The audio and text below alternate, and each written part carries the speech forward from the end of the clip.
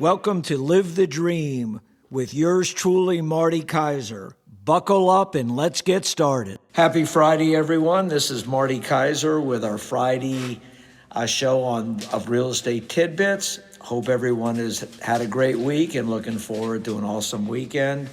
And again, as I always say, it's hot outside, so stay hydrated.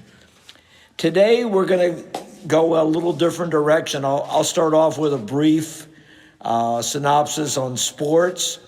The NFL preseason started in earnest last night, and it continues tonight and this weekend. So for football fans, you're going to get your share of football starting. Most of the exhibition games, or what they call preseason games, do not play too many of the regular starters, as they're trying to avoid injuries during preseason games. But a lot of the players that you'll see are the younger players fighting for the last roster spots. But for people that are needing a fix of football, it is definitely underway. In fact, in the last couple of days, a few of the top players in the league have gotten season-ending injuries. So unfortunately, football is a very violent sport. And so whatever the players are getting paid, they're worth it. That's why when you hear the owners, complaining about salaries in some cases, these players' livelihood can be taken away in a minute. And so if they're fighting about money with the ownership and they haven't signed a binding contract and then they get hurt and a season-ending or worse injury, they may not get paid at all if they're not under contract. So that's why a lot of these fellas, when they're having contract disputes, don't practice. And so football is, as I mentioned in one of my previous podcasts, is the only sport where the contracts are basically unilateral. They highly favor the owners, and I know if I was a player, I wouldn't be happy with that. So that's about sports. What I'm going to cover today is a little bit unconventional, and it's not my specialty, but I do try to keep up to date on these things. And I try to go over things that I think, A, could affect me and my family, but more importantly, could have an impact on the country. What I'm going to cover today is some updates in our healthcare system. And you're probably saying, healthcare, why are you going over that in a real estate podcast? Because I think it's crucial, and a lot of these things do not get an abundance of publicity unless you're really somebody that carefully follows the news. Because the newspaper industry has been cut back about 90%. You don't get as much hard news nowadays. Most people don't read the newspaper. And the internet's full of a lot of misinformation and what they call clickbait. So I try to get these things out there. And I think it's important that people are aware of this, because this could impact you and your family directly in years to come. So for those of you that have may listened to my podcast maybe 6 months ago, we were talking about some of the cabinet appointees and why I personally thought that some of them were totally incompetent and disqualified, and it was very disappointing that the Republicans ratified some of these folks just because they didn't want to get Donald Trump upset with them. And it was clear when you listened to what these people had said, either in terms of flat out lying, changing their positions, or kind of their rationale for some of these positions, they were infinitely not qualified and could have a lot of detrimental effect on our country. So what was publicized in the last 2 days, and I'll read some of this. This is from the Washington Post, and it's one of the last bastions of what I consider news that is accurate. You might not always agree with their editorials, but they're still one of the primary news gathering sources in the United States. So the headline of this article was, RFK Jr. is slandering mRNA technology. Americans will bear the cost. And for those of you that are not familiar, Robert F. Kennedy Jr. is in charge of Health and Human Services Division. And they're the ones that kind of govern large-scale medical policies for the country. And if you remember when he was up for nomination, he just had some wacko concepts about, he's such an anti-vaxxer person. And to put somebody that extreme in charge of our healthcare policy just is very dangerous. And so one of the conclusions of this article, and I'm going to read some of the highlights to people, is canceling research will slow down life-saving innovation and increase U.S. vulnerability to pandemics. So what Robert F. Kennedy Jr. did basically was he's canceled about $500 million in contracts for projects to develop vaccines using mRNA technology. And the conclusion is this underscores perhaps the greatest harm that he might inflict on the nation with his anti-vaccine ideology. And so if you think back when we had COVID officially was announced as a thing in around March or April of 2020. And then President Trump, to his credit, authorized vaccine research at what they called Operation Warp Speed to come up with a vaccine a lot quicker than we've ever had a vaccine. Now, he only authorized at that time about $200 billion for that research, but the Congress, believe it or not, tripled what he had authorized. So they authorized about $600 million. And thanks to the urgency that was created by that vaccine, the federal government was able to come up with a vaccine in record time. And so one of the arguments that anti-vaccine people are using regarding that specific vaccine, and that was a revolutionary vaccine because it didn't, and I'm not a scientist, so I don't want to speak too technically, but it didn't involve injecting people with a live virus. It was more of a science-involved process to insulate people from getting COVID. And so there were a handful of negative effects from it.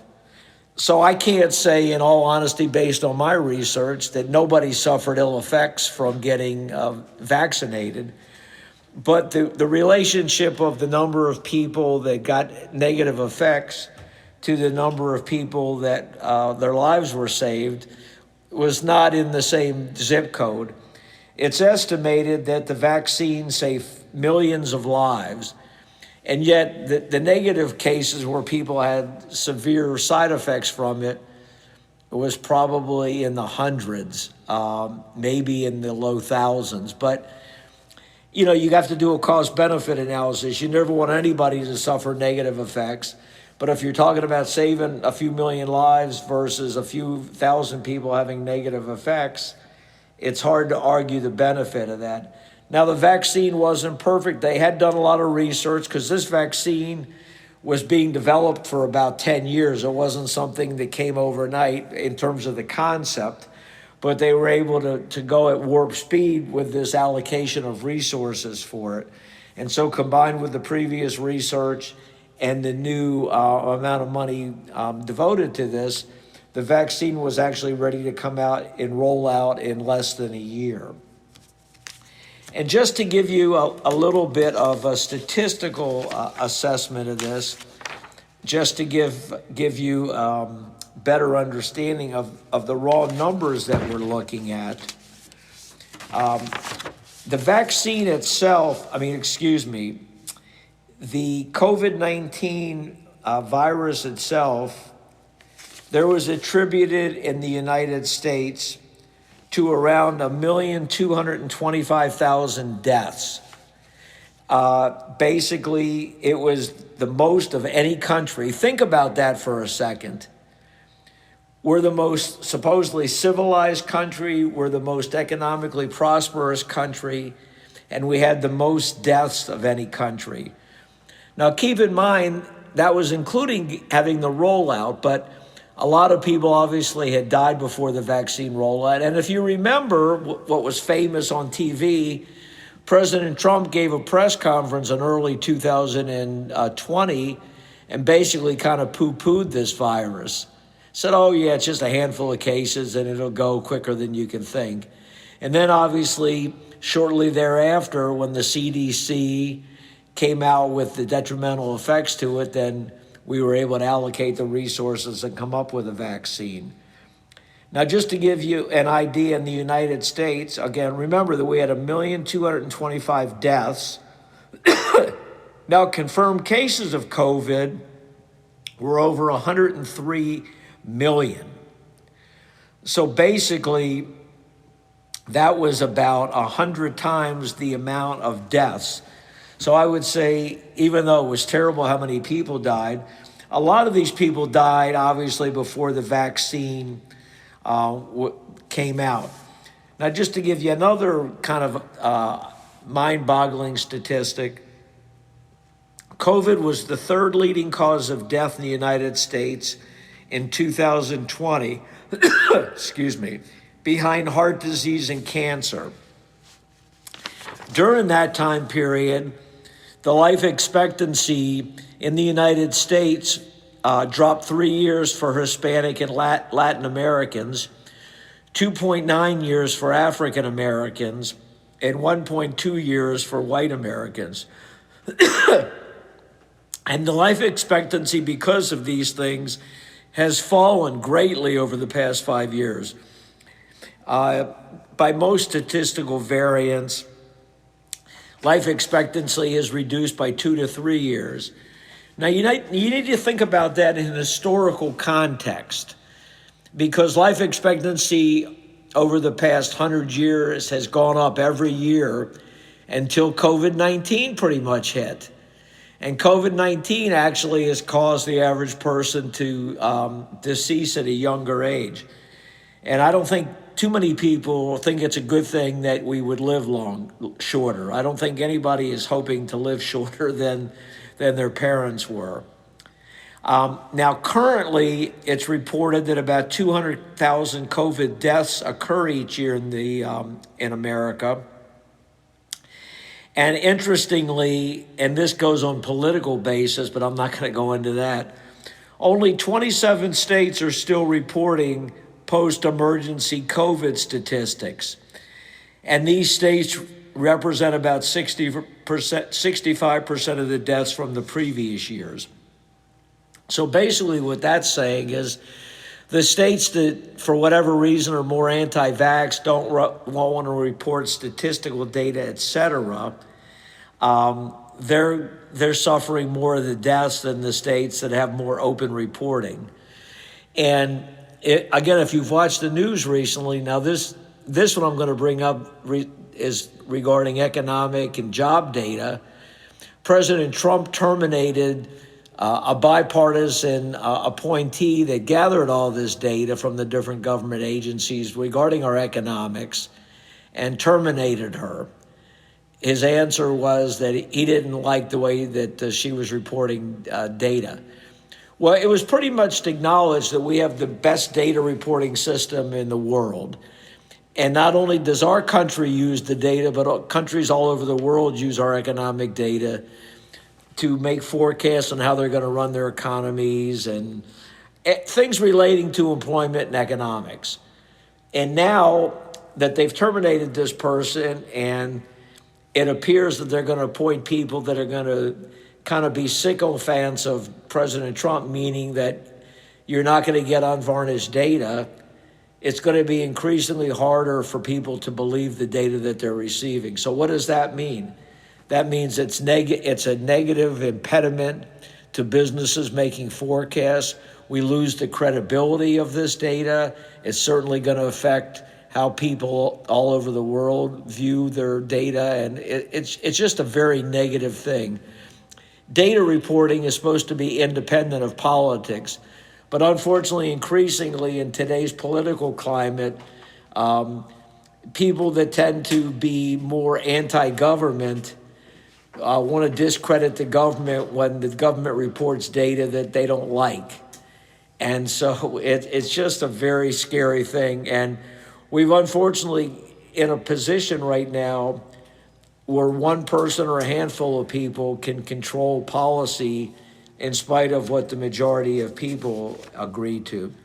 So to correlate this to what I'm mentioning about COVID-19 and pandemics, what this is going to actually do is our research is going to go down a lot.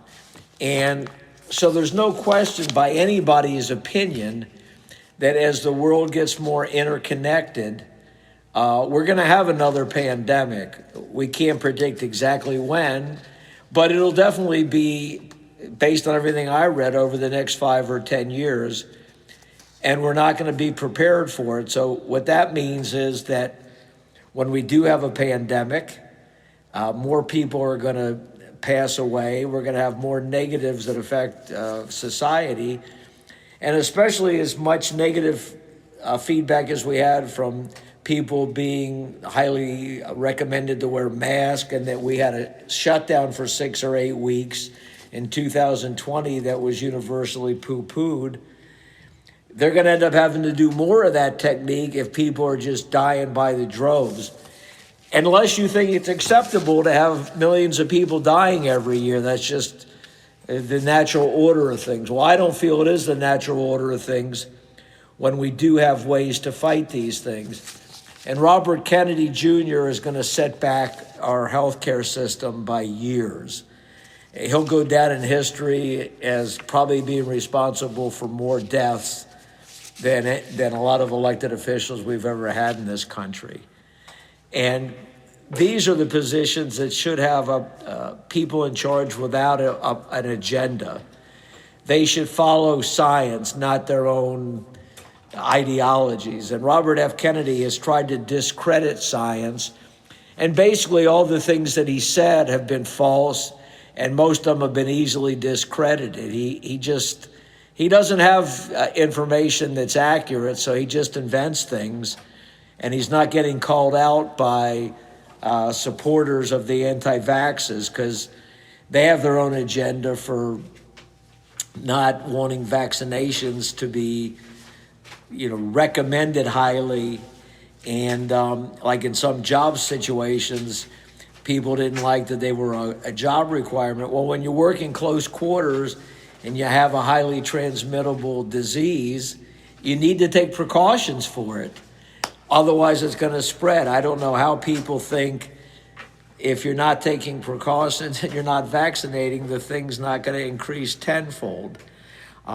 Just to give you another statistic, which is interesting, the last major pandemic we had in this country that really impacted the country on a whole was the influenza flu epidemic of 1918 and 1919.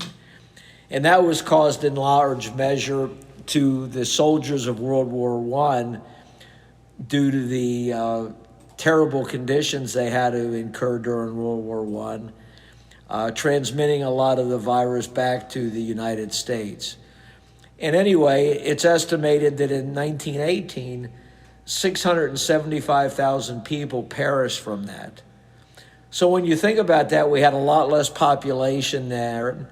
We didn't have a global economy. We didn't have the way people traveled internationally like they do now. That was a lot of people to die from that. And yet they didn't have a vaccine then. The only thing they really did a lot of was they wore masks. And if you study that influenza outbreak, it was stated that we would have suffered less deaths, but that the government released people back into the regular lifestyles a lot sooner than they should have. And that's why if you go back and do research, there were certain states in 1918 and 19 that had a lot fewer deaths than other states. And the reason for that was the states that wanted to get their population back to what I call normal living quicker, they suffered a lot more deaths than other states did in other cities. Like if you look up the difference between like Philadelphia during that era and St. Louis, there was a marked difference. But the point of me giving you these statistics is that because we had the vaccine in 2020 and 21, it limited the deaths, even though the amount of deaths we had was still unacceptable. Now, just to give you another statistic that was kind of an eye-opening thing, the CDC of the United States found that unvaccinated people were 5 to nearly 30 times more likely to become infected or hospitalized. And so that was a huge statistic. Now, if you want to parcel that out, when you actually did research on how many people died from COVID-19, way more people died that fit one of two categories, either before the vaccine was rolled out in late 2020, early 2021, or people that just didn't get vaccinated. There was a bunch of famous news articles and TV in that 1 year time frame that showed people that were really conservative and outspoken about the vaccine and saying it was a conspiracy by the government, and made a lot of these just, unusual representations. Some of the most famous people actually died from COVID-19, and they were in the hospital, and they were on their last breaths, and a couple of them actually said they regretted their anti-vaccine position. But it's really mind-boggling, scary, and disgusting all at once that somebody like Robert F. Kennedy Jr. can be impacting what's going to happen to future people. I know myself, I've lived a reasonably full life, but I certainly don't want my kids and future grandkids to have to worry about dying when we have the next pandemic. But if we're not prepared for it, you're going to have a lot more deaths. And it's going to be too late for people to say, gee, I wish the government had taken a different stance in 2025. Unfortunately, probably what I'm saying is a lot of people are going to poo-poo this that are listening, and it's probably not going to do anything to Robert F. Kennedy Jr.'s standing in the country. However, I think people need to stand up and let their elected officials know, and this needs to be talked about because Robert F. Kennedy Jr. is ill-equipped and unfit to be holding a political office of this nature, and he should be summarily removed. And he has no good arguments. If you've read his arguments and his positions about vaccines, they're predicated on falsehoods and outright embellishment and lies.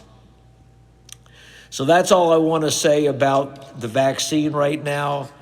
I apologize if I've deviated from real estate, but I thought it was important enough and it was fresh on my mind to make mention of it. One of the things I try to do on my podcast is talk about current germane issues. Most of them actually relate more to real estate, but I think sometimes you have to deviate. And, one of the things that's happened in the media is a lot of the more popular or outspoken people that bring up these controversial topics, they tend to have a very specific position in the conservative nature of our country. And there's just not a lot of pushback on these, and they have a very popular following. And it's one thing to have different beliefs. I don't begrudge anybody having a certain belief. But when it's predicated on falsehoods and lies, it's very discouraging because unfortunately, a lot of people, when they hear a lie over and over again, they think it's accurate. And one of the things I've tried to do on this show, relating to real estate and some of these other topics periodically, is I give you factual information. I'll also give you my opinions, but my opinions are based on facts. I don't say anything that's kind of what I call quackery. And Robert F. Kennedy Jr., if he was a doctor, I would say he's a quack. So that's all I have for today. Everybody stay hydrated, stay safe, enjoy yourselves, enjoy your families. And this is Marty Kaiser out.